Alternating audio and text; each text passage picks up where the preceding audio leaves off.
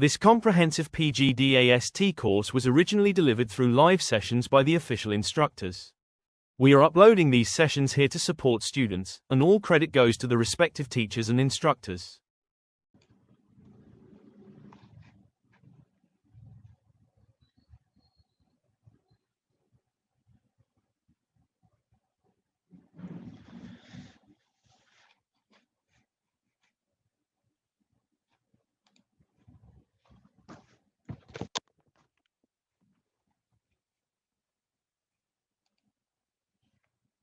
Okay, welcome back to the next session of MST 005, and this is the third block, design of experiment. Block number 2, ANOVA, analysis of variance, and block number 3, design experiment, are almost similar. If you know the concept of ANOVA, then it is very easy to handle the problems of design of experiment. So as we have studied that there are three types of ANOVA: one-way ANOVA, two-way ANOVA, and M observation per cell. In similar way, there are three types of design: basic design. One is the complete randomized design, second one randomized block design, and third one is the Latin square design. Okay, and same. There is only one step extra in design of experiment rather than the ANOVA, and after one step you can handle the design of experiment question as a ANOVA. So it is too easy if you know the to solve the analysis of variance questions. Okay, so first of all, what is the difference between the ANOVA and design? Yesterday we have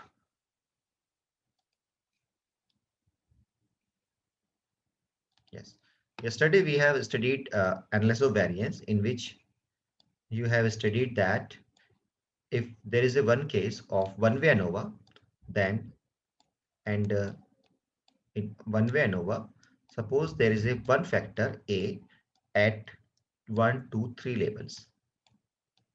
Okay, and in ANOVA we apply the treatment A1 to all of its plots. हम क्या करते हैं कि यहाँ पे हर जगह हम A1 को अप्लाई कर देते हैं, ठीक है, इस पूरे प्लॉट्स में, इस पूरे ग्रुप पे A1 A1 A1 A1, और इस वाले उसमें हम A2 अप्लाई कर देते हैं, और थर्ड वाले में हम A3 अप्लाई कर देते हैं. तो ये है structure of one way ANOVA. अब क्या हुआ इससे कि बाय द वे जो हमारा फील्ड था, अगर हम बात करें एग्रीकल्चर की, जो हमारा फील्ड है उसमें सॉइल फर्टिलिटी का कुछ लेवल पता है हमें कि इस यहाँ पे सॉइल फर्टिलिटी, यहाँ पे कम है सॉइल फर्टिलिटी, और यहाँ पे थोड़ी ज्यादा है सॉइल फर्टिलिटी, ठीक है. पर जब हम ए इस पूरे पे लगा रहे हैं, तो या मैं कहूं कि इधर सॉइल फर्टिलिटी थोड़ी ज्यादा है इस पूरे ब्लॉक में और इसमें थोड़ी कम है, तो इस पे ज्यादा होने की वजह से जो ए का प्रोडक्शन है वो अपने आप ज्यादा हो जाएगा, क्योंकि सॉइल फर्टिलिटी यहाँ पे ज्यादा है. और यहाँ पे जो बी है, जो A2 हम मान रहे हैं, यहाँ पे सॉइल फर्टिलिटी कम होने की वजह से इसका जो प्रोडक्शन होगा वो थोड़ा कम होगा, और यहाँ पे सबसे कम होगा.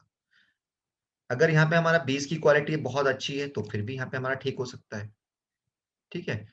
तो इसको देखते हुए आरिफ यूसर ने कहा कि हम ऐसा करते हैं कि हम इस पूरे प्लॉट पे, पूरा जो ये हमारा ग्रुप है, इस पूरे ग्रुप पे ए नहीं अलॉट करते, हम क्या करते हैं, इस पे रैंडमली ट्रीटमेंट अप्लाई करते हैं, जिससे क्या होगा कि हमारा जो है यहाँ पे हर वो आ जाए, मतलब A1 भी आ जाए, A2 भी आ जाए, A3 भी आ जाए. तो इस तरह से रैंडमाइज करने की वजह से हमारे जो सॉइल फर्टिलिटी है वो सबको मिल जाए, यानी किसी पे कम आ जाए, किसी पे ज्यादा, और एन एवरेज सॉइल फर्टिलिटी क्या है वो 0 हो जाए, या सब पे इफेक्ट उसका बराबर आ जाएगा. तो इस कंसेप्ट को देखते हुए डिजाइन ऑफ एक्सपेरिमेंट इंट्रोड्यूस हुआ. ओके, तो डिजाइन ऑफ एक्सपेरिमेंट में और एनओ में क्या डिफरेंस हुआ कि एनओ में तो हम यहाँ पे पूरे ब्लॉक पे पूरा ब्लॉक का हूं या ग्रुप, इस पे एक ही ट्रीटमेंट अप्लाई करते हैं। जबकि डिजाइन ऑफ एक्सपेरिमेंट में हम क्या करेंगे, इस पूरे ग्रुप में हम रैंडमली ट्रीटमेंट अप्लाई करेंगे।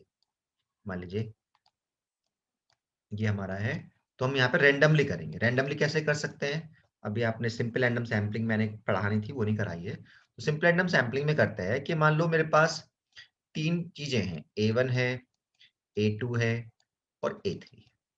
मुझे इसको रैंडमली अप्लाई करना है। तो मैं क्या करूंगा, मैंने इनकी 3 चिटें बना ली। एक पे A1, एक पे A1 राइट कर दिया, दूसरी चिट पे A2 राइट कर दिया, और थर्ड चिट पे मैंने A3 राइट कर लिया। और तीनों को एक सिमिलर साइज की और सिमिलर कलर की बना के एक बैग में डाल दिया। और फिर मेरे को यहाँ पे अप्लाई करना था कि क्या लगाऊं रैंडमली। तो मैंने क्या करा, उसमें बैग में से एक चिट हमने ड्रॉ कर ली, जिसे बोलते हैं लॉटरी सिस्टम। मैंने एक चिट ड्रॉ करी, मान ली वो A2 आ गई, तो मैंने इस पे A2 अप्लाई कर दिया। ठीक है, फिर सेकंड प्लॉट पे देखना है, फिर A2 को मैंने रिप्लेस वापस बैग में डाल दिया, and then again we draw a chit, and suppose this chit is A2, तो now we apply A2, A1 sorry, and again suppose is again A2, and again suppose it is A3 and A2. So due to randomization the soil fertility mix up, पहले तो यहाँ पूरे पे soil fertility A को ही मिल रहा था, अब ये mix up हो जाएगी। तो this is the concept of design of experiment, and the basic difference is that in design of experiment we apply the treatment to the experimental unit. इन्हें बोलते हैं, जो हमारे प्लॉट्स बन के आए इन्हें बोलेंगे एक्सपेरिमेंटल यूनिट। मैं भी डिफाइन करूंगा इसमें आगे। रैंडमली हम इसे क्या करेंगे, रैंडमली अप्लाई करेंगे। ओके, तो चलिए अब देखते हैं कैसे कैसे क्या क्या इसमें आगे की टर्मिनोलॉजी यूज करिए। तो कुछ पहले हम टर्मिनोलॉजी पढ़ लेते हैं, कुछ डेफिनेशन यहाँ पे इंट्रोड्यूस हुई है, कुछ तो मैंने कल भी डिस्क्राइब कर दी थी। इसकी जरूरत नहीं है, यहाँ भी कुछ नहीं है। यस, ट्रीटमेंट, जो मैंने कल वर्ड आया था ट्रीटमेंट। तो जो object, the object which we have to be compare is called the treatment. मान लो मुझे ये चेक करना था कि जो मेरे वैरायटी ऑफ वीट है, V1 V2 V3, ये जो है इनका इफेक्ट क्या है, वो सेम है। तो मुझे क्या चेक करना है, इनको चेक करना है। तो दीज आर मेरे अवर ट्रीटमेंट। अगर मुझे डाइट को देखना है कि मेरी डाइट जो है वो डिफरेंट डाइट्स में सोच रहा हूँ कि ये जो इफेक्टिव है कि नहीं है, तो क्या है वो मेरा ट्रीटमेंट है। ऐसी कोविड की मेडिसिन है, जो कोविड का हमारा मेडिसिन है, अगर हम उसको टेस्ट करना चाह रहे हैं तो वो मेरा ट्रीटमेंट है। और जिसके ऊपर हम उसको टेस्ट करेंगे it is called the experimental material. पूरा ग्रुप, जिस पूरे ग्रुप पे हम उसको अप्लाई करना चाह रहे हैं। ठीक है, तो जो हमारा इंडिया में जो कोविड का जो पहला जिनके ऊपर अप्लाई कर रहे हैं वो है front line volunteer, doctors, policeman. तो these are the our experimental material. और जो उसकी स्मॉलेस्ट यूनिट है जिसके ऊपर हमें उसको लगाना है is called the experimental unit. तो कोई भी person is called the experimental unit, और पूरा ग्रुप उनका वो कराएगा हमारा एक्सपेरिमेंटल मटेरियल।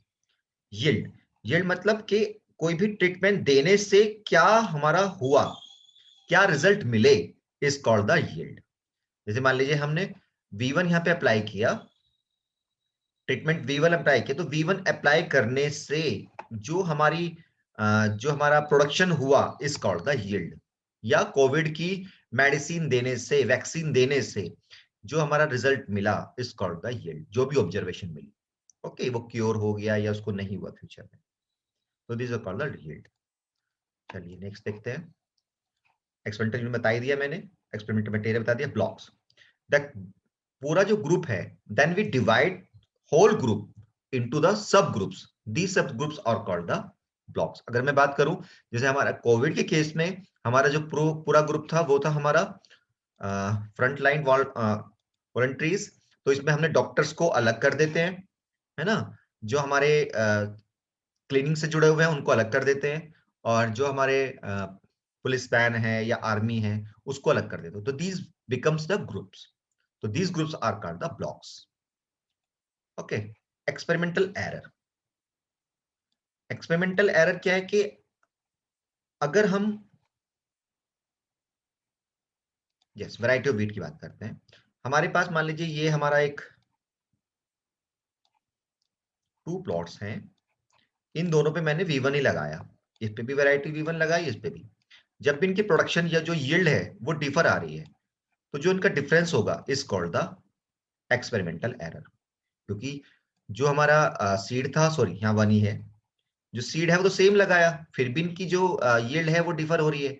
इसका मतलब जो ये डिफरेंस आ रहा है वो एक्सपेरिमेंटल एरर है, यानी सॉइल फर्टिलिटी की वजह से या कोई अदर फैक्टर्स हैं उनकी वजह से इसमें डिफरेंस जो है वो डिफरेंस बन रहा है। ओके, तो दिस इज कॉल्ड द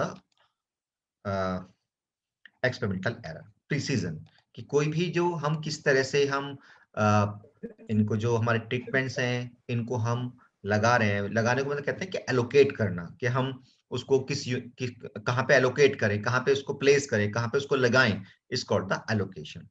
तो कोई बहुत तरह से बना सकते हैं हम इसके डिजाइन को। एक ने तो कहा रेंडमली, एक ने कहा कि भाई हम ऐसा करते हैं कि हम इसको ऐसा कर लेते हैं, हम एक सीक्वेंस में लगाते हैं, यहाँ पहले ए लगाएं, फिर बी लगाएं, फिर सी लगाएं, फिर डी लगाएं, फिर ए लगा दें, फिर बी लगा दें, एक सीक्वेंस में लगा दें। तो ऐसे बहुत सारे डिजाइन बन सकते हैं। तो अगर हमें देखना हो कि कौन सा डिजाइन सबसे अच्छा है, तो उसको बोलेंगे precision. Precision of an experiment is measured at the reciprocal of the variance. तो हम मानते हैं कि भाई जितना ज्यादा वेरिएशन कम होगा उतना ही हम मानते हैं कि हमारा डेटा होमोजीनियस है। तो यहाँ पे हम जब डिजाइन की बात करते हैं कि डिजाइन कौन सा सबसे अच्छा होगा, तो इसके लिए हम देखते हैं 1 variance of x bar. Mean का जो वेरिएंस है जिसमें सबसे कम होगा उसकी उतनी ही प्रिसीजन या उसकी जो रिलायबिलिटी है वो ज्यादा होगी। तो इट इज प्रिसीजन। ये मैं केवल इसलिए बता रहा हूँ कि ऑब्जेक्टिव में पूछ सकते हैं। ठीक है, प्रिसीजन क्या है, तो 1 वेरिएंस ऑफ एक्स बार। इसका फॉर्मूला ये बन गया। वेरिएंस ऑफ एक्स बार आपने पढ़ा ही था कि अगर एक्स नॉर्मल को फॉलो कर रहा है, मीन म्यू और variance sigma square upon sigma square, तो एक्स बार का जो डिस्ट्रीब्यूशन होगा, आपने MST4 में पढ़ा ही था कि इसका जो डिस्ट्रीब्यूशन होगा वो नॉर्मल होगा, जिसका मीन तो सेम रहता है और variance sigma square upon n हो जाता है। तो हमने यहाँ वही पुट कर लिया, तो सिग्मा स्क्वायर अपॉन एन ऊपर चला गया। ओके, तो हम प्रिसीजन निकाल सकते हैं। चलिए, यूनिफॉर्म ट्रायल। तो कभी कभी क्या होता है कि हमेशा जो फील्ड है हमारा वो होमोजीनियस नहीं होता, यानी जो हमारी एक्सपेरिमेंटल यूनिट्स हैं वो होमोजीनियस नहीं होती। अब ये कैसे पता चले, ये मेरा पूरा फील्ड है मान लेते हैं, ये पूरा फील्ड है। अब ये कैसे पता चलेगा भाई कि ये फील्ड होमोजीनियस है नहीं है? तो ये क्या कहता है कि इस पूरे फील्ड को पहले आप छोटे छोटे प्लॉट में डिवाइड कर लो। चलिए,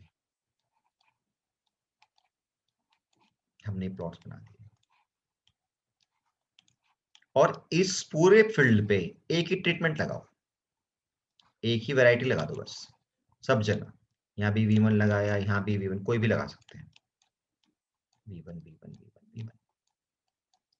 तो बेसिकली तो क्या होना चाहिए, पूरे इसमें सबकी प्रोडक्शन, इसकी प्रोडक्शन, इसकी सबकी प्रोडक्शन सेम होनी चाहिए, क्योंकि हमने सबको सेम ट्रीटमेंट दिया है V1। पर जनरली ऐसा नहीं होता है, कहीं पे प्रोडक्शन ज्यादा होता है, कहीं पे कम।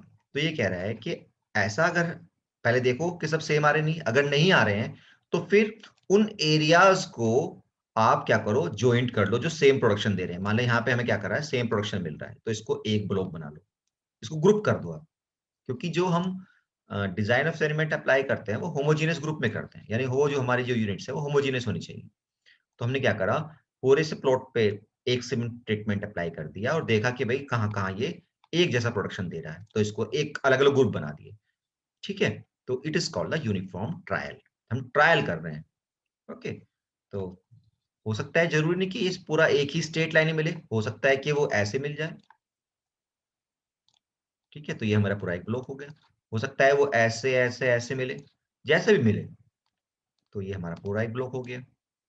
पर जनरली हम एक्स यहाँ पे मान रहे हैं कि जो हमारा वेरिएशन है वो एक ही डायरेक्शन में है या अपोजिट, यानी पूरा एक स्ट्रेट लाइंस में है, ऐसा नहीं कि वो जिगजैग फॉर्म में है। सर एक ही ट्रीटमेंट पे होगा क्या? हाँ, यहाँ पे हम एक ही ट्रीटमेंट अप्लाई करके देखेंगे, अदरवाइज तो पता ही नहीं चलेगा।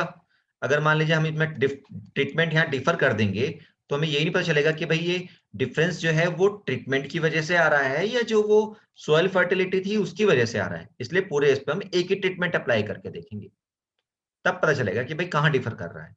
तो वो जो डिफरेंस बनेगा सॉइल फर्टिलिटी या अदर फैक्टर्स की वजह से बनेगा जो हम कंट्रोल नहीं कर पा रहे थे। उसके पैरेलली हम क्या करेंगे, इस पूरे ब्लॉक हम इसको ग्रुप में डिवाइड कर लेंगे। चलिए पढ़ लीजिएगा, आप कुछ नहीं है इसमें। जो प्रिंसिपल, यस ये आप समझ लीजिए एग्जाम में आपका 2 या 3 मार्क्स का 100% आएगा।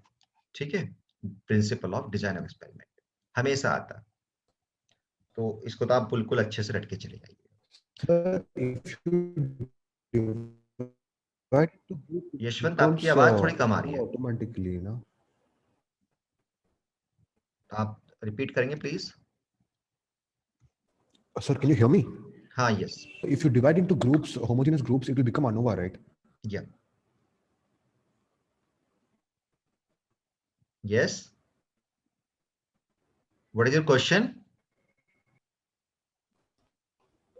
Sir, I'm asking if you divide into groups, yes, it will become ANOVA only, na? नहीं नहीं, first of all we divide the whole field into the groups of experimental units.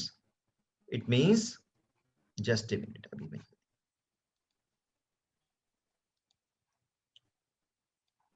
in ANOVA we apply the treatment A for whole group। जो हमने homogeneous बनाया इसमें पूरे पे एक treatment लगा रहा था ये under the ANOVA, but in design of experiment we divide further this this homogeneous group and apply the treatment randomly on these plots within the group। यहाँ पे तो पूरे पे इसने one he But apply is it कर not दिया। like Yes, yes. random Yeah, sampling?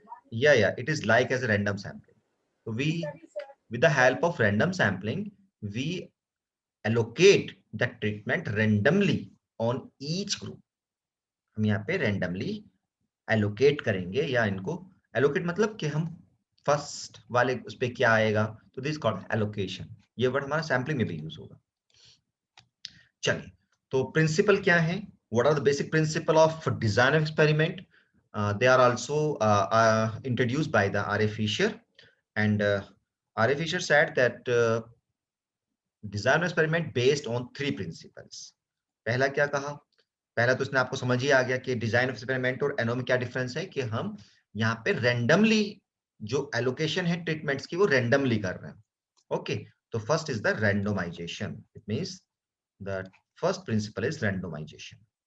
The principle of randomization is essential for a valid estimate of the experimental error or minimizing the bias in the result। तो main तो जो randomization काम है वो biasness को minimize करना है, जो हमारी सॉइल फर्टिलिटी मिल रही थी उसके अंदर वो उसको मिनिमाइज कर देगी।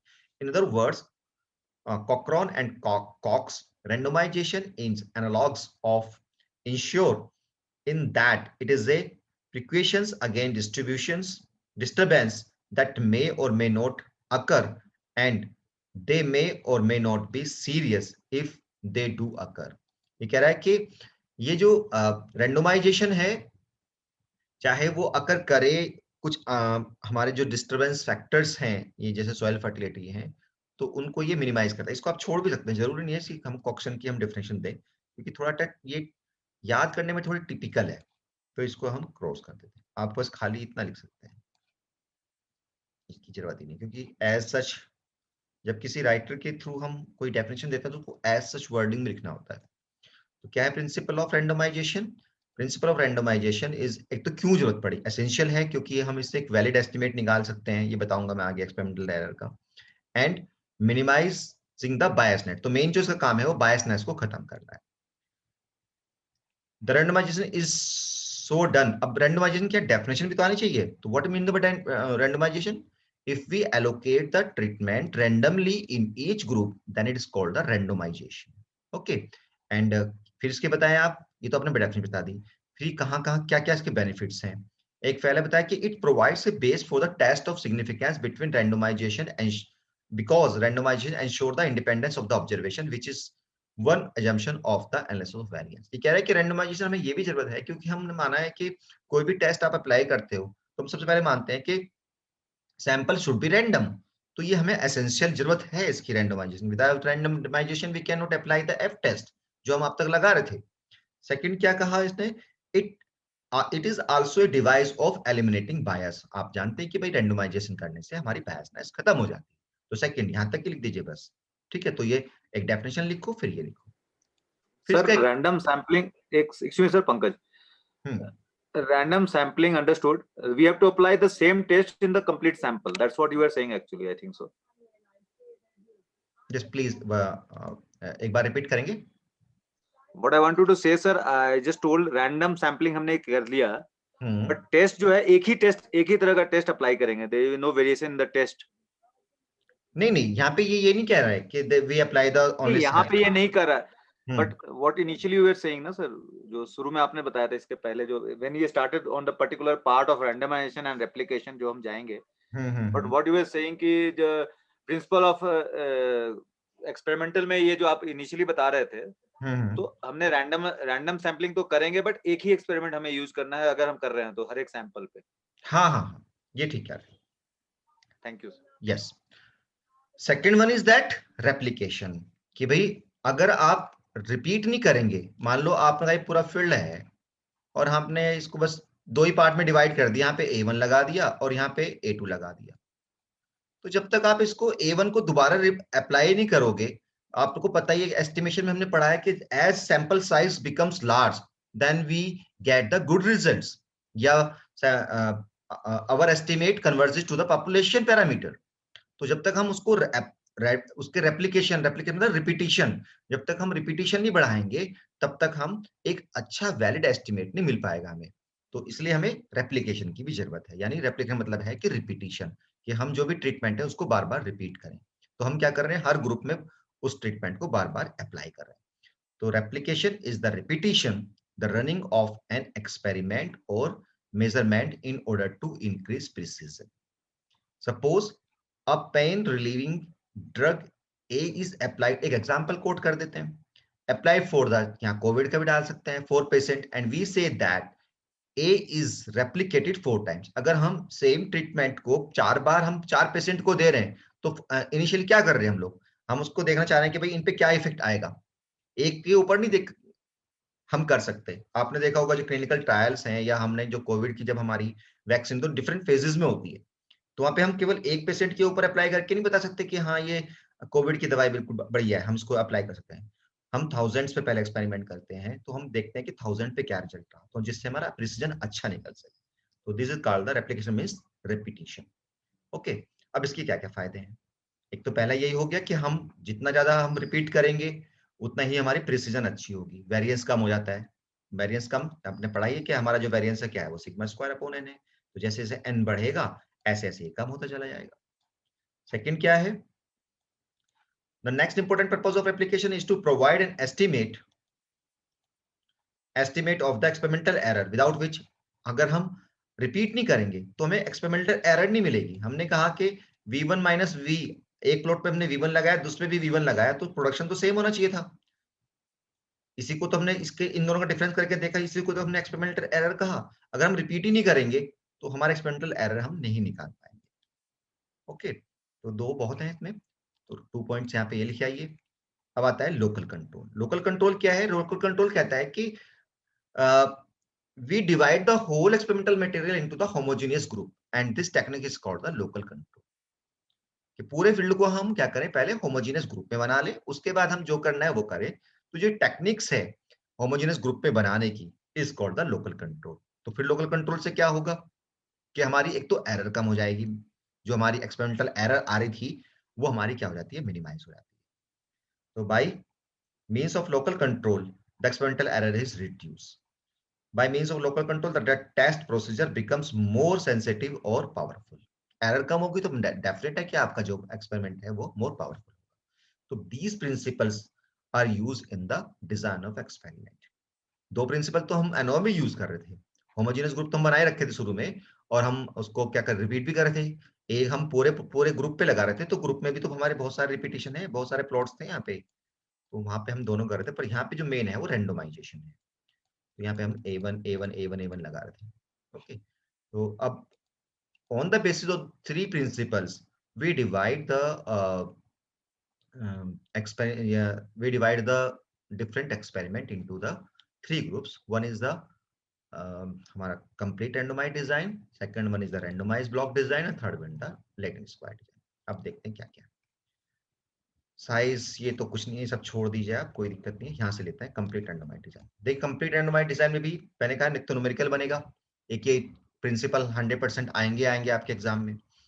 और कंप्लीट रैंडम डिजाइन में देखिए कि दो तीन चीज पूछ सकता है, what is complete randomized design and what are the advantages of complete randomized design and describe the layout. Layout क्या होगा, यानी आप किस तरह से इसमें हम जो हमारे ट्रीटमेंट है किस तरह से इसको हम असाइन करते हैं।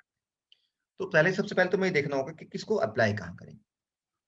तो complete randomized design is applied in the case when the experimental material is homogeneous. अगर एक्सपेरिमेंटल मटेरियल आपका होमोजीनियस है तभी आप इसको लगा सकते हैं। अगर वो होमोजीनियस नहीं है तो आप कंप्लीट रैंडमाइज्ड डिजाइन नहीं कर सकते। ठीक है, तो कब होगा ये, जब ये आपका पूरा फील्ड क्या है, होमोजीनियस है। अब होमोजीनियस है तो अब इसका लेआउट कैसे होगा भाई, किस तरह से इसको हम ट्रीटमेंट कैसे लगाएं इसमें। तो सबसे पहले कह रहा है कि कोई भी जो हमारा होमोजीनियस फील्ड है, ये हमारा फील्ड पूरा होमोजीनियस है हमें पता है, तो सबसे पहले क्या करो, इसे आप डिफरेंट यूनिट्स में आप इसको डिवाइड कर दो।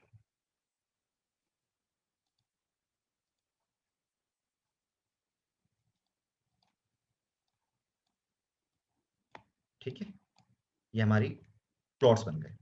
अब हम क्या करेंगे इस पे, we apply randomly the treatment. मान लेते हैं ट्रीटमेंट हमारे ABCD,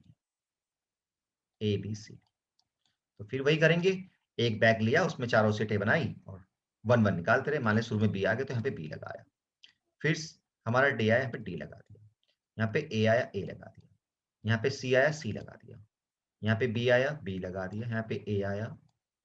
इस तरह से उसको हम यहाँ पे एलोकेट करते चले जाएंगे। अब मान लीजिए हमें पता है कि हमें A को तो 5 बार रिपीट करना है, रेप्लिकेट करना है, B को हमें 4 बार करना है, C को हमें 6 बार करना है, और D को हमें मान लीजिए 6 बार करना है। तो जैसे ही हमारा जो पूरा हो जाएगा उसको हम उस पर्ची को यहां से निकाल देंगे। ओके, तो B, मान लीजिए B हमारा कितना था, 4 टाइम्स, 1 2 3, और ये आ गया मान लेते हैं, तो इस पर्ची को निकाल दिया, फिर बाकी एलोकेट कर दे। तो इसलिए हम क्या करेंगे, पूरा में इसमें हम रेंडमली एलोकेट कर देंगे, जितनी बार भी रिपीट करना है उतनी बार उसको रिपीट करते चले। चलिए अब इसको हम एक बार पढ़ लेते हैं। The term layout refer to the allocation of different treatments to the experimental unit. We have already said that the treatments are allocated randomly, completely at random to the different experimental unit. Every experimental unit has the same chance of receiving a particular unit. हम same chance दे रहे हैं, सबको बराबर chance दे रहे हैं. Suppose we want to test the effect of 3 pain relieving drugs A, B, C on 12 patient. 12 patient पे हम इनको apply करना चाह रहे हैं. अब किस patient को कौन सी दें, ये हमें decide करना है. Then we first number all the patient. अच्छा, इन्होंने ऐसे किया, ओके, पहले सबको नंबरिंग कर दी 1 2 लेके 12 तक। Then from a random number table और 1 digit pick up 12 numbers which are less than 4। आप ऐसा ना करो, आप ऐसे ही करो, क्योंकि आप इसको ऐसे ना करके हम कहते हैं कि हम 3 शीट्स बनाई और हम उसको एलोकेट करते चले गए। ठीक है, ये बेटर है। वैसे ये कह रहा है कि आप क्या करो कि सब पे नंबरिंग कर दी, फिर हमने 3 चीटें बना ली। यहाँ इसने कहा कि रैंडम नंबर टेबल अभी मैंने बताया नहीं, क्योंकि वो हमारे फर्स्ट ब्लॉक में है सैम्पलिंग में, तो वहां पे बताऊंगा मैं आपको कैसे हम रैंडम नंबर टेबल यूज करते हैं to draw the random number. तो हम यहाँ पे हम यूज कर रहे हैं लॉटरी मेथड। तो वहां पे 2 मेथड है, लॉटरी मेथड है और रैंडम नंबर टेबल है। इन्होंने यहाँ पे जो एग्जाम्पल बताया वो रैंडम नंबर टेबल के हिसाब से बताया, और मैं जो आपको बता रहा हूँ वो लॉटरी मेथड से बता। तो lottery method is much easier than the random number table. तो हम क्या करें कि हमने क्या करा, यहाँ पे आप लिख सकते हैं कि then we prepare the 3 sheets of same color, same size, and put these sheets on the block on a bag and draw a sheet and apply the same treatment which appear on the sheet. ऐसे हम यहाँ पे लगा सकते हैं। ये कह रहा है कि it is clear from the above कि भाई ये अब ऐसे लगा दिया हमने यहाँ पे, इसने पहले डिसाइड नहीं किया था किसको कितनी बार रिपीट करना है। तो उसने कहा कि ए का रेप्लिकेशन कितना हुआ 1 2 3 4, ए को 4 बार रिपीट किया, बी को सॉरी ए को 5 बार, बी को 4 बार, 3 को 3। तो this are called the replication. अब इसकी स्टैटिस्टिकल मॉडल क्या बनेगा, जैसे कल हम मॉडल कर रहे थे, तो यहाँ पे मॉडल क्या बनेगा, सेम हमारा वही बनेगा जो हमने वन वे एनोवा में किया था। तो क्योंकि यहाँ पे हमने एक ही फैक्टर लिया हुआ है, ड्रग ली हुई है हमने, पेन किलर लिया, सॉरी, तो एक ही फैक्टर हमने कंसीडर किया हुआ है, तो हमारा जो बनेगा वो बनेगा म्यू प्लस अल्फा आई प्लस ई आई जे। ये हमारा मॉडल बन गया इसके लिए। आप यहाँ पे डिस्क्राइब भी करोगे कि वाई आई जे क्या है, म्यू क्या है, अल्फा आई क्या है और ई आई जे क्या है। तो mu i j, y i j is the yield response, या यील्ड भी लिख सकते हैं, ये लिखा ना, यस यील्ड और response from the ith unit receive the ith treatment, कि क्या रिस्पॉन्स रहा। अगर हमारा जो हमारा पेन किलर ए है, अगर हम 5th पर्सन को देंगे तो हमारा क्या रिस्पॉन्स रहा, वो इंडिकेट कर रहा है वाई आई जे। म्यू क्या है, जर्नल मीन कह रहा है, और alpha I effect of the ith treatment, और ई आई जे का error which is normal distributed with mean 0 और वेरिएंस सिग्मा स्क्वायर ई कांस्टेंट। खैर मॉडल तो बस खाली आया तो बस इतना ही लिखना है आपको, ये मॉडल बना के ये दे देंगे आप, ये सब कुछ नहीं देना है, ये सब आपने नहीं देना है। ये फिर हमारी, क्योंकि मैं कह रहा कि ये वन वे की तरह काम करेगा, तो ये सेम कैलकुलेशन होगी जो हमने पहले कल की थी। ये यहाँ पे भी ये सब कुछ नहीं करना है, इसको आप कैंसिल कर सकते हैं, क्योंकि हम लोगों ने ये एग्जाम में नहीं देते, क्योंकि काफी बड़ा हो जाता है ऐसा क्वेश्चन, इसलिए सब चीजें नहीं देनी आपने।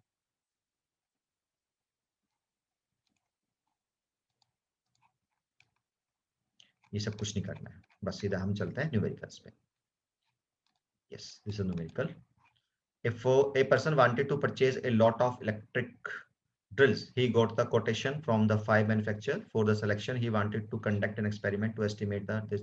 चलिए, पूरा क्वेश्चन नहीं है ये, हमारे 4 5 हमारे मान लीजिए क्या था कि क्या किस बारे में बात करिए, यहाँ पे कोटेशंस हैं 1 2 3 4 5 और ये इनके रेट्स हैं। तो यहाँ पे आप देख रहे हैं कि यहाँ पे क्या हुआ, पूरा एक ग्रुप नहीं है जिसपे पूरे पे ए डी लगा रखा है। यहाँ पे क्या आ रहा है, कहीं पे D1 आ रहा है, ये कहीं पे D5, कहीं पे ये। तो ऐसे अगर हमारा दिखाई दे रहा है तो इसका मतलब ये डिजाइन है, ना कि ये एनोवा। कुछ क्वेश्चन यहाँ पे उल्टा लिया हुए हैं, एनोवा में डिजाइन क्वेश्चन डाल दिए और डिजाइन में एनोवा क्वेश्चन डाल दिए। तो डिजाइन का मतलब क्या है कि जो हमारे ट्रीटमेंट्स हैं वो रैंडमली एलोकेट होंगे। तो यहाँ से पता चल रहा है कि ये क्या है, ये हमारा डिजाइन है, क्योंकि यहाँ पे कहीं D1 आ रहा है, कहीं D5, कहीं D2। तो क्या करना है, मैंने बताया था कि यहाँ पे केवल one step we have to do more than the ANOVA. तो यहाँ पे क्या करना है भाई, एनोवा में क्या था, एनोवा में था हमारा कि हमारे इस पूरे पे D1 था, यहाँ पे पूरे पे D2 लगा देते थे, यहाँ पे सॉरी D1, यहाँ D2, यहाँ D3, यहाँ पे D4, सॉरी D4 D5। तो अगर एनोवा होता तो आप ऐसा करते, है ना, कि आप ग्रुप बना लेते और यहाँ पे पूरे पे हम ऐसा करते। तो हम यहाँ पे भी यही करेंगे, हमने बना तो ऐसे लिया, पर जो इनकी वैल्यू आ रही है उसको हम फिर ऐसे अरेंज करेंगे। यानी D1 जो हमारा है वो किसकी वैल्यू कितनी है, 19, तो इसको यहाँ पे 19 पुटअप कर लेंगे। फिर D1 ढूंढते हैं और कहाँ पे है, D1 यहाँ पे है 20 है, तो इसको यहाँ पे पुटअप कर लिया।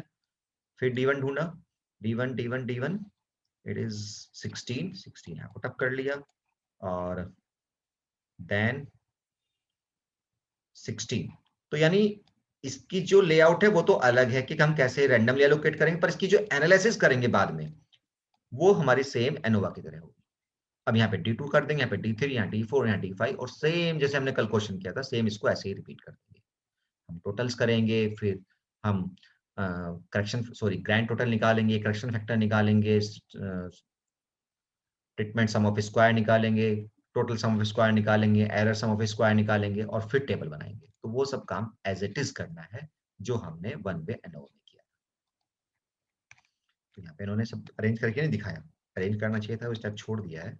अरेंज करने के बाद ये सब कैलकुलेशन कर देंगे सही। ओके, तो बिल्कुल सिमिलर, ये आगे का नहीं करना है आपने, जैसे वहां पे मैंने कैंसिल करा था, यहाँ भी आपको आगे का नहीं करना, यहीं तक ही करना है।